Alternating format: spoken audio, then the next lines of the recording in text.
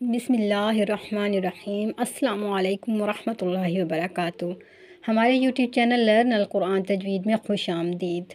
آج کا جو لیسن ہے لیسن نمبر 1.37 ہے، جس میں ہم بات کریں گے تنوین کے بارے میں کہ تنوین کیا ہے۔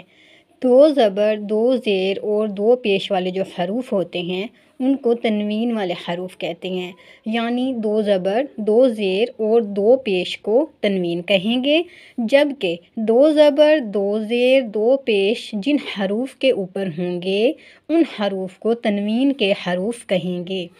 یہاں پر جو ہے ہم نے تنوین کی مثالیں لکھی ہیں الفاظ کے ذریعے۔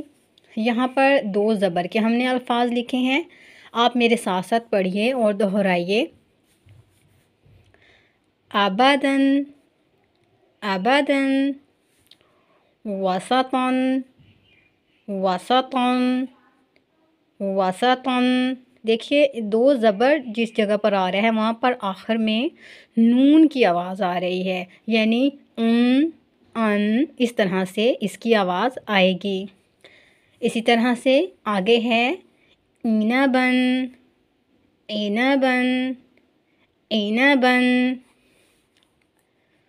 کفواً، کفواً، کفواً۔ اب یہاں پر جو ہے دو زیر کے الفاظ پڑھتے ہیں، میرے ساتھ ساتھ پڑھیے آپ بھی اور دہرائیے، یہاں پر بھی نون کی آواز ہی آئے گی۔ راقبۃ، راقبۃ، راقبۃ۔ اسی طرح سے صافرات، صافرات، صافرات۔ عمد، عمد، عمد۔ مسد، مسد، مسد۔ اسی طرح سے جو ہے دو پیش کے الفاظ ہیں، دو پیش کے الفاظ پڑھتے ہیں، میرے ساتھ ساتھ پڑھیے اور دہرائیے۔ کتاب، کتاب، کتاب۔ اسی طرح سے قسم، قسم، قسم۔ سرور، سرور، سرور۔